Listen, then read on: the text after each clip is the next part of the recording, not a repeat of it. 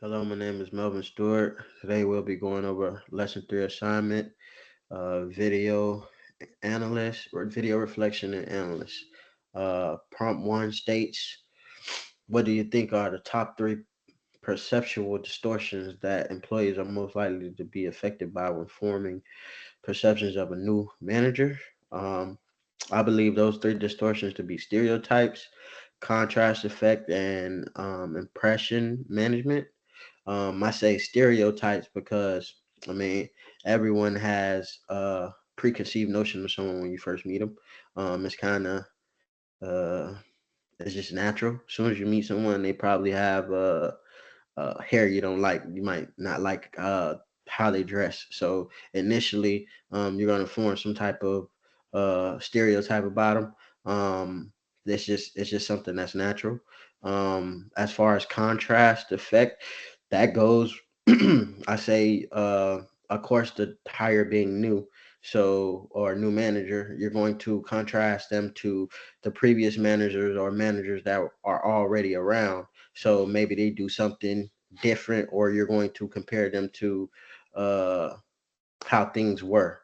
More than likely, people kind of are stuck in their ways in work environment, so they kind of always see new things as difficult or challenging. So they automatically kind of I want to say kind of give some kind of pushback to a new person. And then there's impression management.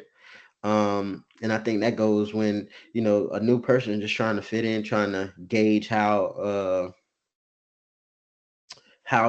can they go about their jobs, especially a new person that doesn't know exactly what the job entails or kind of learning on the job. They're going to try to gravitate to employees that already been there. So that kind of leads into ingratiation, where they just try to like not suck up to the person or suck up to their subordinates, but kind of try to make them like them to make their job a little easier, less stressful. And then also, excuse me, and then also I say there's a fourth, which is recency effect. So if the previous boss or previous manager was not that good, they're going to automatically gravitate to something new. Or if the the previous manager or management around is disliked, or kind of they don't feel that they got the job on good marriage, they're going to have some sort of pushbacks as well. So for a fourth one, just to throw in, I put in a recency bias, recency effect, because that is just like contrast. They're going to kind of compare old to new.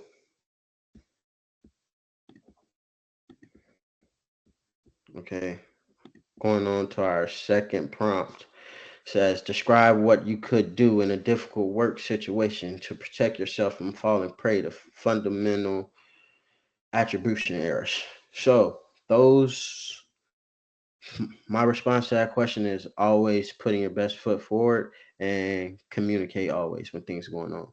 Uh, on a workspace, especially a difficult workspace, there's always going to be tension. But I think if you're working in an environment, you should be able to communicate how you feel. What do you think about a job? So, like I say, always putting your best foot forward and letting especially your bosses and managers know how you feel about what's going on, or your place in the job. And then that brings in that brings in the attribution errors, as far as distinctiveness and consistency and consciousness. If you're putting your best foot forward, they're going to recognize that. So if you're falling short anyway, they're going to automatically, I mean, generally, they will take into account, hey, he's usually always, or she's usually always on time or doing the right thing. Um, Distinctiveness as far as how when is it happening? Like, is it happening in a certain time? Uh, is uh, is it a certain type of incident uh only special to you? Is it something that is it everybody? And again, that goes to consciousness. Is everybody dealing with this the same way, or is everybody handling the situation the same way, or going through the same things in the same work environment? So again, I would say always putting your best foot forward and communicating what's going on in the workspace. That's about the best way to handle difficult work situation, so you don't fall prey to fundamental attribution errors. Um, the third prompt: praise can be a type of positive reinforcement used by managers. List at least three additional positive reinforcements that are used in the workspace. Of the reinforcement you list, which do you find most personally motivating and why? So the three additional positive reinforcements I chose were promotions, incentives, and recognition. Promotion goes without saying. You get moved up to a bigger position in the company, bigger uh, responsibilities, a higher title. Incentives. Um Compare that to like commission, saying like this month whoever has the most sales wins a certain prize or wins a certain amount if they strive to do what the goal is outlined for. And then recognition, uh as in praise, recognition is being put out there for your put out there for your contributions to the company. So I would say, like, if you guys have a weekly magazine or you guys have some type of social media presence, just letting them know about a particular employee, just zooming in and focus on that employee. If it's like an employee of the month, or this employee like completed some amazing goal, or did some type of crazy sales or closed some type of deal, just spotlighting that particular employee kinds of helps managers, um, help managers promote their promote their employees to kind of work harder. Out of the three, I think recognition would probably be the most important or personally motivating for myself. Again, I work at mental health, behavioral health professional. So to be spotlighted on what I do and my contribution to my job and work environment, that actually feels good. Yeah, promotion, it can be good. Incentives. Incentives being rewarded, yeah, that can be good, but the recognition, not only from the people you're serving, but from your peers and your supervisors and management, goes a long way as well, I believe. So again, out of those three positive reinforcements, I believe recognition goes a long way for me. And then our fourth prompt is: you join a company where managers regularly reprimand their direct reports in front of others, play favorites, and encourage coworkers to report one another for making small mistakes. Based on Bandura's social cognitive theory, what sort of company culture is likely to spring from this practice? How would a new employee seek to get ahead at such a company, and to what extent would efforts to succeed in this culture directly benefit the company's shareholders? Um, So I believe a manager or a management that uh, promotes a culture in this way is kind of setting up backstabbers. People will be more inclined to not help each other out, as it states in the scenario. They're going to report their coworkers or peers' mistakes instead of helping to better them or help promote the company, push the company further. They're more likely to kind of shine light or tear each other down rather than build each other up.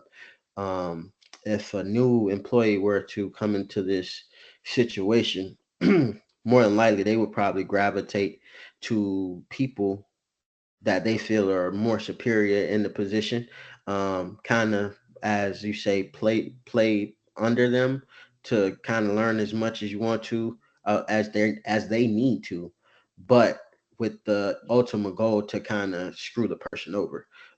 Again, I think in this type of environment, collaboration and teamwork will be pretty much um, little to non-existent.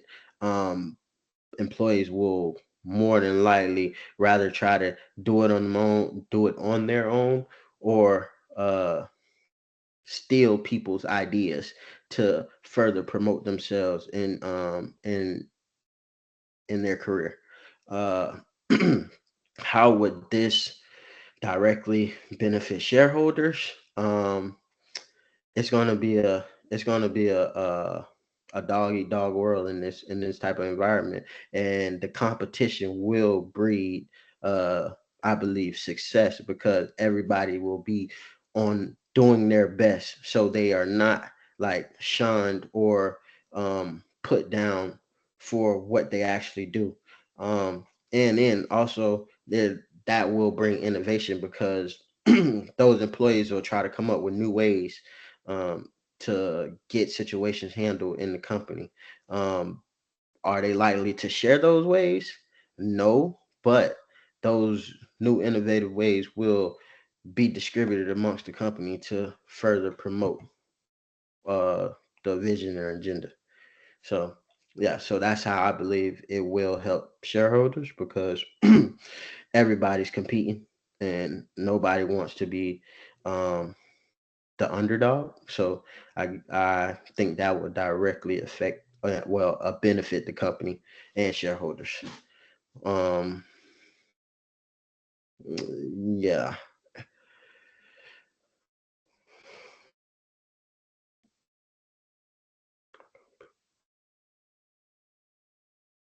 Also, just to backtrack back to prompt 3 about the reinforcements as well. I also believe promotion can possibly be a incentive that slightly means something to me, but it all depends on what the company and my end goal in that company. So more than likely, me myself going into a company, I'm going into a certain position for a certain advancement. So promotion, I would kind of not be looking forward to go from the position I'm in now, work environment. I would not be looking to go into an entry level position. Um, so again, this is our conversation or video analyst and reflection of lesson 3. Um, the 3 perception distortions, I believe, affect new managers: stereotypes, contrast effect, impression management, as well as recency effect. Um, the 3, how do you avoid falling prey to fundamental attribution errors? Always putting your best foot forward and always communicating to your superiors. Always, always. Um, we just went over the 3 incentive, the 3 praises, and lastly, back to the culture. And the culture that's built as the one in prompt 4, even though it benefits shareholders, it doesn't breed good people. And I say that because you are never looking to help someone, and you always think someone is trying to get over on you. So therefore you will be more reserved to help and more reserved to give your input. For one, you don't want to look less than in front of your peers or your superiors, and um, pretty much you want to keep the ideas to yourself. um, so I think that company vision and goal, it helps, but culture and people, it doesn't. Again, this is my video, lesson 3, video analyst and reflection.